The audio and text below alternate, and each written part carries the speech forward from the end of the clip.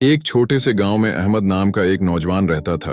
फूश के आम किसान का बेटा था, लेकिन दिल का साफ, मेहनती और दूसरों की मदद करने वाला। अहमद की जिंदगी बहुत सादा थी, मगर उसकी नीयत हमेशा नेक रहती थी। वो यकीन रखता था कि नीयत अगर साफ हो तो अल्लाह जरूर रास्ता बना देता है।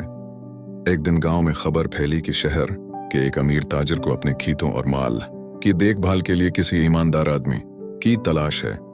गांव के कई लोग उसके पास गए, मगर अहमद भी गया। जब ताजिर ने उससे पूछा कि तुम्हें अपनी इमानत क्यों देनी चाहिए, अहमद ने जवाब दिया, मैं अमीर नहीं हूं, लेकिन कभी झूठ नहीं बोलता। अगर काम मुश्किल भी हो तो कोशिश पूरी करता हूं। अगर आप चाहें तो मुझे आजमाइए। ताजिर उसकी सच्चाई से मुतासिर हुआ और उसे काम दे दिया। अहमद ने दिन रात मेहनत की और जल्द ही ताजिर को उसके खेत पहले से ज्यादा सरसब्ज नजर आने लगे। माल मवेशी भी बेहतर देखभाल की वजह से सेहतमंद होने लगे। कुछ उरसे बाद ताजिर ने अहमद को अपने बेटे की तरह समझना शुरू कर दिया। एक दिन उसने अहमद को बुलाया और कहा, बेटा, दौलत तो बहुत है, लेकिन मुझे हमेशा एक सच्चा और नेक नीयत साथी की तलाश थी। मैं चाहता हूं कि तुम मेरे कारोबार को आगे बढ़ाओ।